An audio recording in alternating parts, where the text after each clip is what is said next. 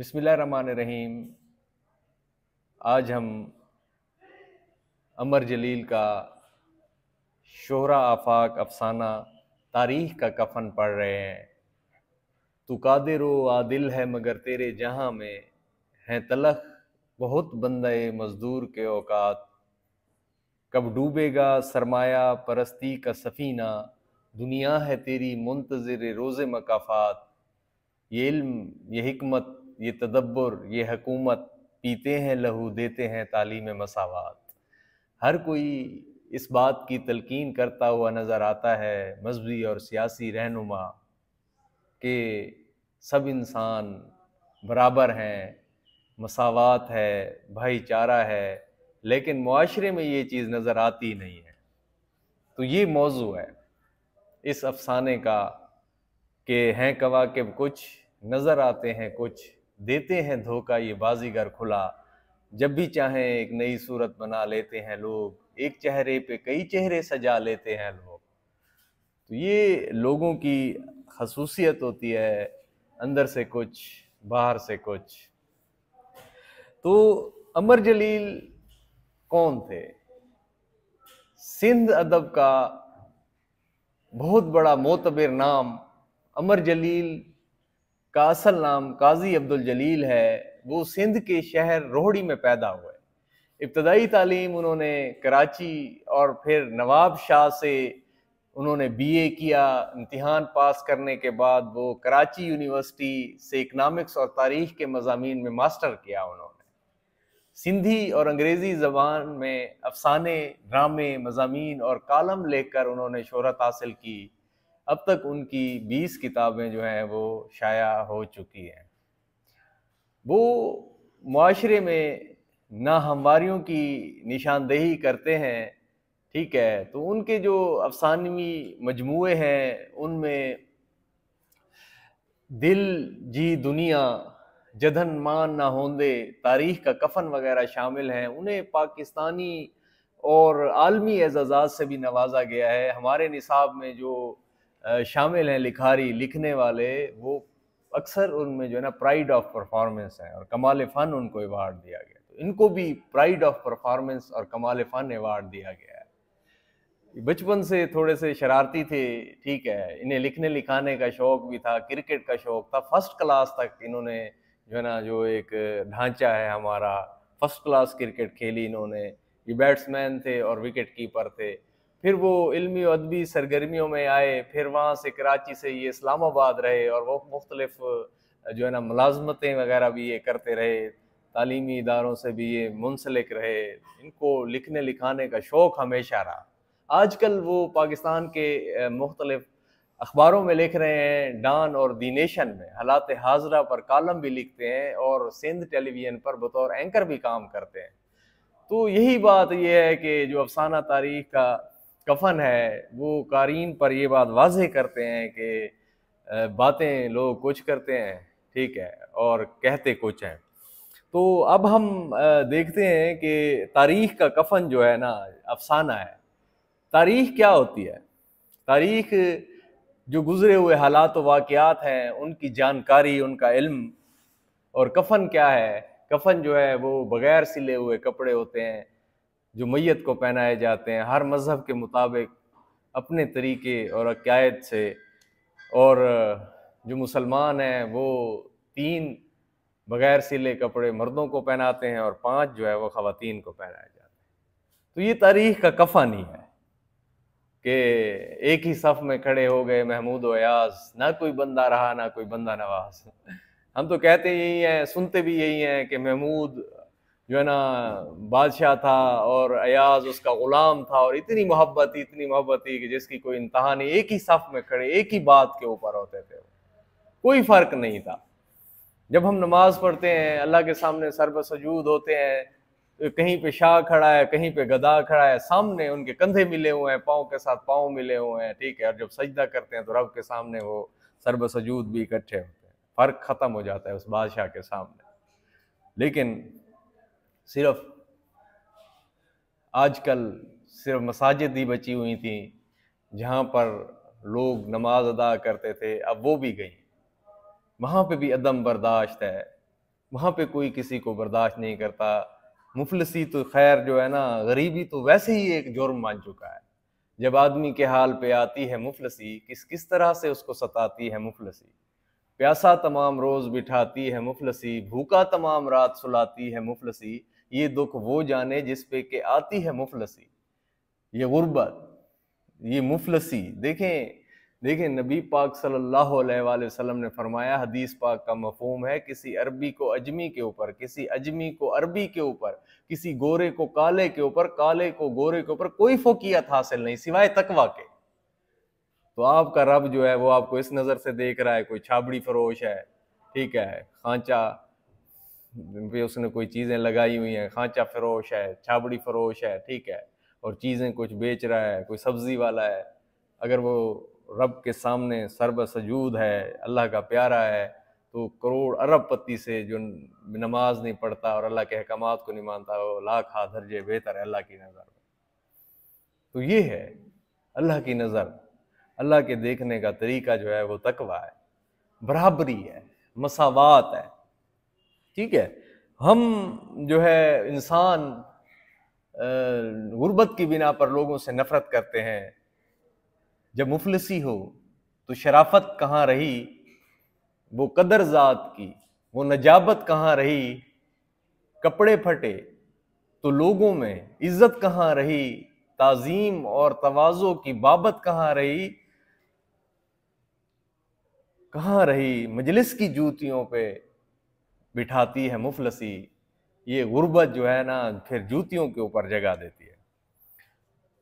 और आप तालिब इल्म हैं, बच्चे हैं, आपको ये एक तदरीसी मकासद में ये चीज़ शामिल है कि आपको पता होना चाहिए कि भाई इंसान की कदर होनी चाहिए, इंसान से मोहब्बत होनी चाहिए, इंसानों से प्यार करना है, ना कि उनकी दौलत से, उनके कपड़े से, उसकी सितवत से, उसके माल से। ये आपने ज़हन में बिठा लेना है बेटा कि इंसानों से मोहब्बत करनी है, ठीक है। अल्लाह की मखलूक से मोहब्बत जो है ना, अल्लाह को पाने का जो है वो अल्लाह की मखलूक से मोहब्बत रास्ता है, और मंजिल वो है जब आप अल्लाह की ज़ात को पा लेते हैं। तो यही चीज़ दिखाई गई है, ठीक है। इस अफसाने में जो है ना वो बताया गया है, आपके दिलों के अंदर लोगों की मदद का जज्बा पैदा हो, ठीक है, और इलाकाई अदब से भी आप वाकिफ़ हों। जिस तरह हमारा माशाल्लाह सिंध का अदब जो है बेहतरीन, वहाँ पे लिखने वाले इतने हमारे कोहिनूर हीरे पड़े हुए हैं जो अमर जलील की सूरत में हमारे सामने आए हैं। तो ये अफसाना शुरू होता है, ठीक है, और ईद नमाज शुरू होने से कुछ देर पहले एक काला कलोटा, काले रंग का शेदी नामी किरदार है, जिसके बाल खुश्क होते हैं, आंखें उसकी बंजर होती हैं। बंजर क्या, यानी वीरान, कोई वीरानी सी वीरानी है, दश्त को देखा तो घर याद आया, बदन नहीफ व नज़ार, कमज़ोर। आप देखें जो अफसाना लिखा जाता है, अफसाना क्या होता है ये भी बताना आपको ज़रूरी है। मुख्तसर कहानी होती है, शॉर्ट स्टोरी होती है, जिसमें सारे लवाजमात होते हैं, प्लाट भी होता है, किरदार भी होते हैं, मकालमे भी होते हैं। तो इसमें जो किरदार है, अहम तरीन किरदार है, वो शेदी का किरदार है, जो नहीफ व नज़ार है, कमज़ोर है, जिसने कपड़ों के नाम पर चीथड़े पहने हुए हैं, टुकड़े पहने हुए हैं। जिस तरह एक गदा होता है, कुछ नहीं मुद्दा फ़कीरों का, दर्द है लादवा फ़कीरों का, मंजिलों की खबर खुदा जाने, इश्क है रहनुमा फ़कीरों का, एक उम्र से खाली खाली है कासा इल्तिजा फ़कीरों का। तो बेटा फ़कीर जो कपड़े पहनते हैं तो चीथड़े, उसके ऊपर जो है ना पेवंद लगे हुए होते हैं, ठीक है, और एक वो उसको सिया हुआ होता है, उन्होंने ख़ास किस्म का एक लिबास होता है। तो वो भी बेचारा गरीब, वो नमाजियों की आखिरी सफ से उठ खड़ा हुआ, और वो अधेड़ उम्र का तवील कामत शख्स था। अधेड़ उम्र जो जहाँ जवानी इंसान की ख़त्म होने लगी, बुढ़ापे का आगाज़ हो, तो वो 40 साल की उम्र होती है। लंबी कद का वो दराज का शख्स था, उसके कंधे पर सलीब की तरह सीधे और सीना चौड़ा था। सलीब कहते हैं सूली दार, जहाँ हजरत ईसा अलैहिस्सलाम को लटकाया गया था, वो सलीब का निशान जो है। तो कोई दोस्त है न रकीब है, तेरा शहर कितना अजीब है, वो जो इश्क था वो जुनून था, ये हिजर है ये नसीब है, मैं किसे कहूँ मेरे साथ चल, मेरे कौन इतने करीब है, ठीक है। तो सूली जो है ना, दार को कहते हैं, फांसी जहाँ दी जाती है, की तरह सीधे और सीना उसका चौड़ा था। उसकी पुश्त जिंदगी का बोझ उठाते बर्दाश्त करते कमान हो चुकी थी। कमान कैसे होती है, झुकी हुई होती है ऐसे। उसने लंबी सांस खींचकर एक उड़ती सी निगाह सरसरी, उचटती सी निगाह डाली, सरसरी निगाह डाली, ईदगाह पर डाली। पूरी ईदगाह कराची के भांत भांत के लोगों से, कराची में तो हर जगह से लोग कमाने के लिए आए हुए होते हैं ना, पूरे पूरे पाकिस्तान से, ठीक है। वो इतने माशाल्लाह अमीर लोग हैं, इतने अच्छे लोग हैं, इतना अच्छा मौसम है वहां पे, तो भांत भांत तरह तरह के लोग थे वहां पे, तरह तरह की बोलियां बोलने वाले, कतारें शुमार से बाहर, नमाजी बेअंदाज, और कुछ के कपड़े के जोड़े जो है ना, कुछ के नए थे, कुछ ने धुले हुए पहने हुए थे, कुछ के उजले थे, रंग इतने सारे थे जैसे आसमान से रंगों की धनक जमीन पर उतरती है, कोसे कज़ाह जिसको कहते हैं, उसे हर रंग में चाहो मोहसिन, उसे हर रूह बदलने दो। तो ईद नमाज शुरू होने में चंद लम्हात बाकी थे। मौलवी साहब बेहद अकीदत और बड़े जोशो खरोश के साथ तारीख इस्लामी के औराक पलट रहे थे, ठीक है। और वो कभी बाहें ऊपर उठाकर, कभी नीचे करके आवाज के जीरो बम, उतार चढ़ाव, जैसे तबला होता है ना एक, ठीक है, उसको बजाने के लिए बजाते हैं तो उससे एक आवाज का उतार चढ़ाव जो है वो पैदा होता है। तो उस उतार चढ़ाव को, नशेब व फराज को जीरो बम कहते हैं। कभी सीधे स्वभाव आसान आसान लफ्जों में, कभी सुर में बोलते, लोगों के जज्बा ईमानी को बेदार करने की कोशिश कर रहे थे। लोग मुअद्दिब अदब एहतराम से बैठे थे और दौरान नवाज कभी कभार ऊँग भी लेते थे, थोड़ी सी नींद वगैरह भी आ जाती थी उनको। उनकी निगाहें अपने मुसल्लों के आगे रखे जूतों पर है। ये देखें, तंज भी है थोड़ा सा हमारे वो कहते हैं ना कि, वो कहते सुना है कि आगे अगर रखें जूते तो नमाज नहीं होती, पीछे रखें तो जूते नहीं होते।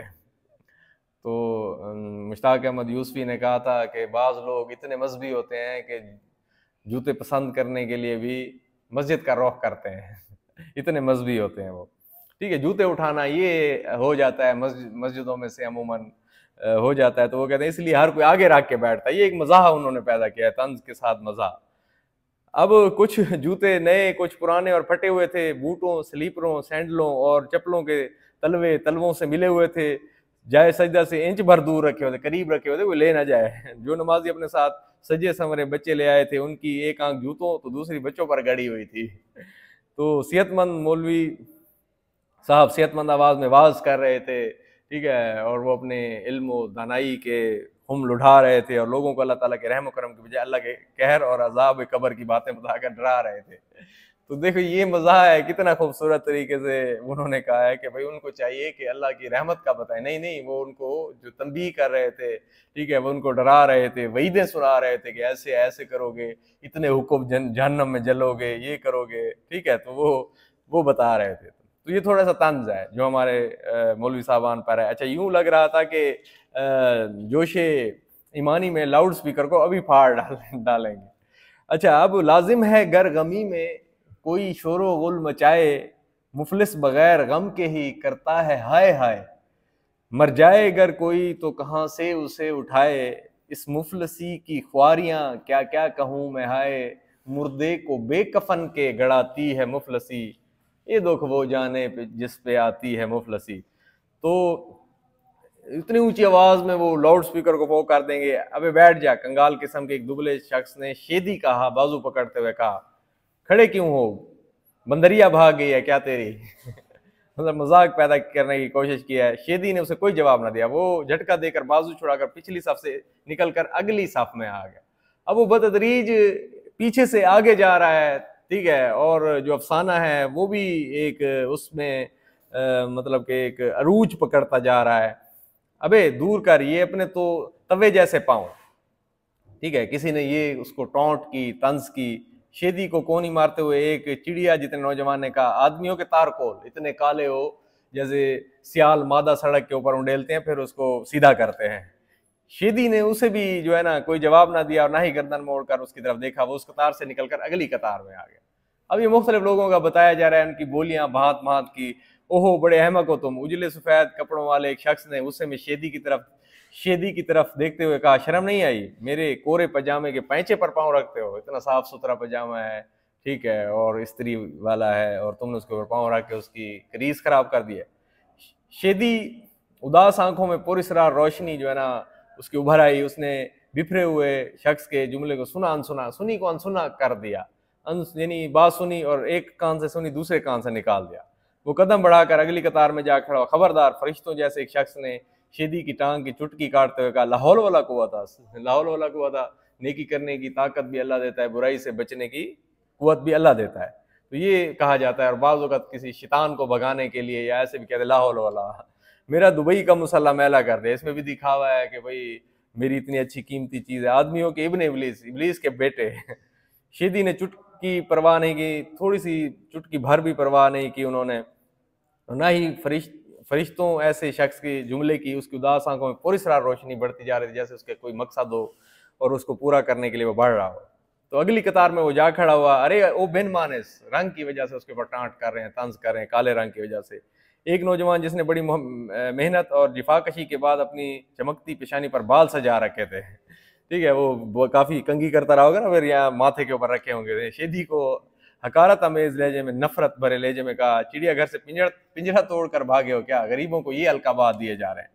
करीब बैठे कुछ एक्टर छाप नौजवानों ने कहका लगाया। एक भेंगे नौजवान ने, वो कहते हैं ना कि इधर देखते हैं उधर देखते हैं, ये भेंगे न जाने किधर देखते हैं तो इस लहजे में कहा, लगता है कि अफ्रीका से हिजरत करके आया है, इतना काला है।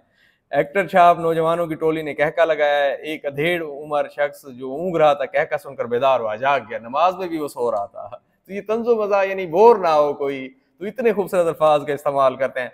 उसने घुटनों से सर निकाल कर नौजवान की तरफ देखते हुए कहा, ए लड़को 30 मार खानी मत दिखाओ, बड़े 30 मार खां बनते हो, ठीक है, जो कारनामे सर अंजाम दिया करता था। चुप कर अबाबील के बच्चे। तो उसने उसको ये तड़ाक से जवाब दिया।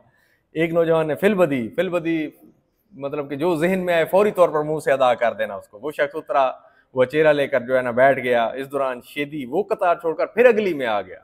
अरे इधर आगे कहाँ जा रहे हो? 4-5 आदमियों ने उसे रोक लिया। उन्होंने उसके फटे पुराने कपड़ों और नातवा बदन को देख कर कहा, यहाँ शीरीनी बट रही है कि मिठाई तकसीम हो रही है, क्या हो रहा है?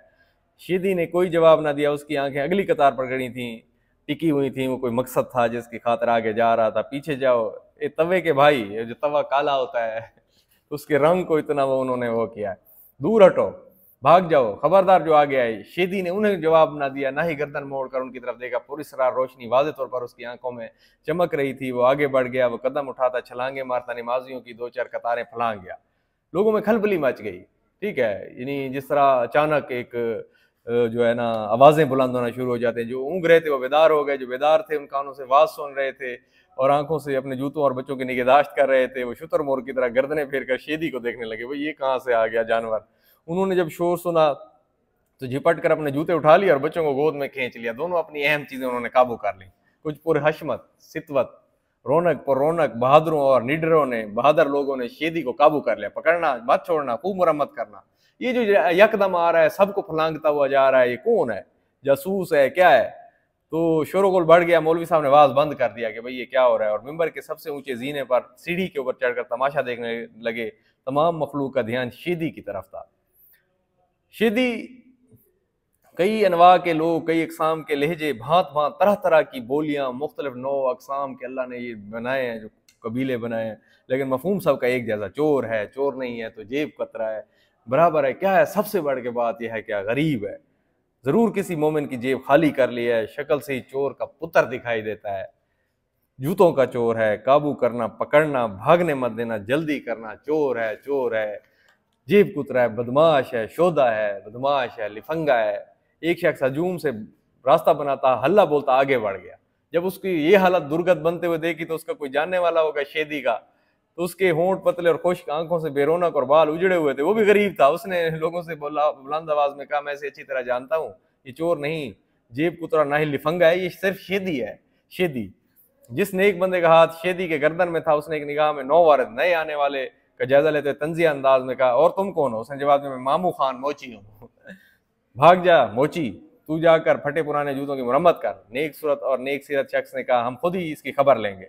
मामू खां मोची धक्के ठुड्डे खाकर वो भी मंजर से गायब हो जाता है। उसको भी पाँव से ठुड्डे मारते हैं और फिर बड़ी देर तक अब बुलंद आवाज में एक दूसरे से उलझते रहते हैं, लड़ते रहते हैं कि भाई मारो मारो, इसकी ठुकाई करो, इसको कुटो मारो, पहले इसकी तलाशी लो, नमाज में रखना मत डालो, नमाज में थोड़ा सी खलाल अंदाजी ना करो, दरख्त से बांध दो, नमाज के बाद मुंह काला करके गधे पर बिठाकर इसका जलूस निकाल लेंगे। चोर है, उचक्का है, अढ़ाई गिरा है, ठीक है, ये बहुत बड़ा अहम मसला है। इसके मुंह पर काला की बजाय चूने की सफेदी कर देंगे किसी ने कहा, तो फिर हरगिज नहीं भाई, चोर का मुंह तो हमेशा काला होता है। इस मसले पर लोगों के वोट आपस में जो है ना लिया जाएगा, वोट लेने का वक्त नहीं है। लोग आपस में बहस मुबासा करने लगे, वो एक दूसरे से लड़ने मरने के लिए तैयार हो गए, शोरगोल बढ़ गया।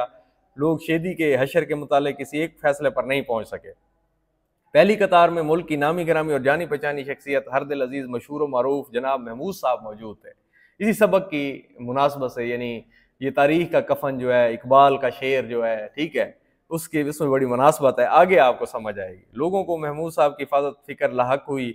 ये वो महमूद साहब के लिए परेशान होने लगे। हजूम में से किसी ने बुलंद आवाज चीखते हुए कहा, काला शेदी पहले कतार की तरफ बढ़ रहा है, ये बदबख्त जरूर किसी दुश्मन मुल्क का एजेंट है, ठीक है, और महमूद साहब को कत्ल करने के लिए भेजा गया है। इस नए इंकशाफ पर लोग हवास बाख्ता हो गए, होश खो बैठे। अचानक शेदी ने छलांग लगे, चीते की तरह छलांग मारता हुआ, तेंदुआ जिस तरह मारता है, और डग लंबे लंबे कदम बढ़ता हुआ लोगों के मुसल्लों, जूतों और चप्पलों को कई कतारें फलांग गया। पहली सफ में महमूद के साथ जो है ना, शहर के लायक अफसरान, सनतकार, ताजिर और बैंकर कंधे से कंधा मिलाकर, वो क्लास डिफरेंस होता है ना, अमीरों के साथ अमीर बैठते हैं, गरीबों के साथ गरीब बैठते हैं, ये पूरी दुनिया में, हमारे मुल्क में ये चीज़ है, ठीक है। वहाँ पे जो है ना, हालांकि अल्लाह के नज़दीक तो सारे इंसान बराबर हैं, अल्लाह के रसूल नबी पाक सल्लल्लाहु अलैहि वसल्लम के नज़दीक सारे बराबर हैं, लेकिन हम इंसान एक दूसरे से कितना वो डिफरेंस रखते हैं। वो गर्दनें झुकाए और दो जानों बैठे हुए थे, नमाज की हालत में जैसे बैठते हैं, दोनों टांगें फोल्ड करके, और अखबारी फोटोग्राफरों से तस्वीर जो है ना खिंचवा रहे थे। पहली सफ के एन अकब में पीछे महमूद साहब की हिफाजत के लिए सादा कपड़ों में हिफाजती अमला के मुस्तैद और ताकतवर अरकान बैठे थे ना, उनकी अपनी सिक्योरिटी थी। तो वो बज़ाहिर नमाज अदा करने और अल्लाह की अजमत के सामने सरबसजूद सजदे करने के लिए थे, लेकिन दर हकीकत वो महमूद साहब की हिफाजत के लिए थे और नई सूरत हाल के बायस चौकस हो रहे थे। उनके नेफों में खतरनाक असला छुपा हुआ था, जिसकी वजह से उनको बैठने में दिक्कत हो रही थी। शेदी जब उछलता हुआ, छलांगे मारता हुआ दूसरी सफ फलांग कर पहली सफ की तरफ बढ़ने लगा, तभी उसे हिफाजती अमला के उकाबों ने झपट कर काबू कर लिया। पलक झपकते उसे लाते, ठुड्डे, घोंसे मारते हुए ऐसे गायब किया जैसे पता ही नहीं चलने दिया, हवा ही नहीं लगी किसी को। लाउड स्पीकर से मौलवी साहब की आवाज़ गूंजने लगी, सुकून हो गया पूरा। वो दोनों हाथ अर्श की तरफ उठाकर आजी इनकसारी के साथ और मुतरन्नम अंदाज में अल्लाह ताला से महमूद साहब की दराज उम्री की दुआ मांगने लगे। या अल्लाह, इनको जो है ना बचा लिया आपने, आपका बड़ा शुक्रिया। लोगों का ख्याल बदल गया। वो शेदी को भूल कर महमूद साहब की तवील उम्र की दुआएं और फिर सुनने लगे। जिस तरह हमारी वो कहते हैं ना कि अवाम जो है ना वो हजूम है, रेवड़ की तरह जिस तरह हाँकता है उनको, ठीक है, और वो जो है ना हाँका जाता है जिस तरह उनको, तो वो फिर वायस सुनने लगे। उन्होंने अपने नए पुराने बूट और चप्पल सजदागाह से इंच भर की दूरी पर रखे थे। ईदगाह से बाहर एक अलहदा जगह में हिफाजती अमला के एक बड़े अफसर ने बैत की छड़ी के पैदर पे वार करते हुए, बार बार मारते हुए उसको, बता तुम कौन हो, शेदी से पूछा, तुम किस नियत से पहली साफ की तरफ बढ़ रहे थे।